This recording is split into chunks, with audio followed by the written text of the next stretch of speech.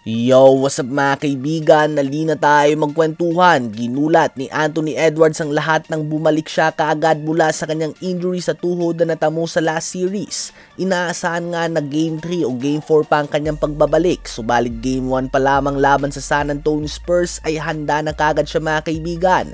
Sa ngayon ay may minutes restriction muna si Anthony Edwards at nanggaling nga muna ito sa bench. Sinimulan naman ng reigning Defensive Player of the Year winner Victor Wembanyama ang game na ito sa magkasunod na blocks. Pinapakita niya nga na hindi na ito tulad ng Denver Nuggets sa butas ng paint defense. Ang first half ng series na ito ay very defensive oriented. Every play matters nga for the both teams. Tatapos nga ang first half na tabla ang score sa 45. 11 points si Dylan Harper at si Wemby naman ay mayroon ng 6 points, 7 rebounds, and 8 blocks sa first half. Pang-alien nga talaga mga stats na ito mga kaibigan. Sa third quarter naman ay sinimulan nga ito ni Wemby sa poster dunk sa 4-time Defensive Player of the Year winner Rudy Gobert. Nananatiling dikit nga ang game na ito at walang nakakalayo sa dalawang kupunan. Hirap nga talaga ang Timberwolves na makalusot kay Wemby na may 10 blocks na in just 3 quarters. Patungo nga sa fourth quarter ay baon lamang ng Spurs ang 3-point lead.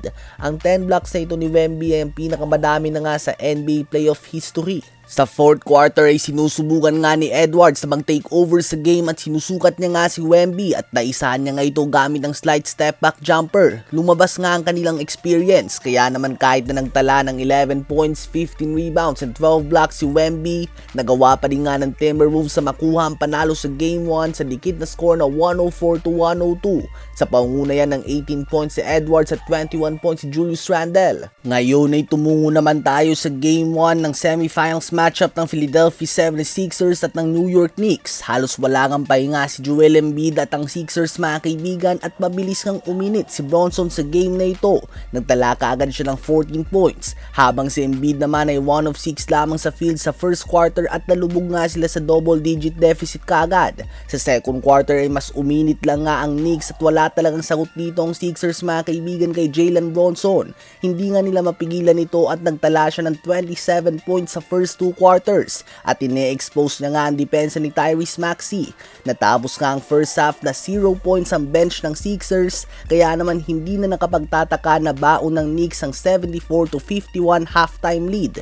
Bukod sa 27 points si Bronson ay 13 points din ang ambag ni OG Anunoby. Sa second half ay walang pinagkaiba at talagang tinutos na nga sila ni Jalen Bronson. Hindi na nga ito naglaro sa fourth quarter sa sobrang laki ng tambak at nagtala siya ng 35 points on 12 of 18 shooting sa field in just 3 quarters. Sa uli ay nakuha nga ng New York Knicks ang one-sided win sa Game 1 kung saan umabot pa sa 40 points ang kanilang biggest lead sa Sixers. Total dominance nga ito mga kaibigan, 18 points din si OG Anunoby at 17 points each naman ang ambag nila Karl Anthony Towns at Mikal Bridges.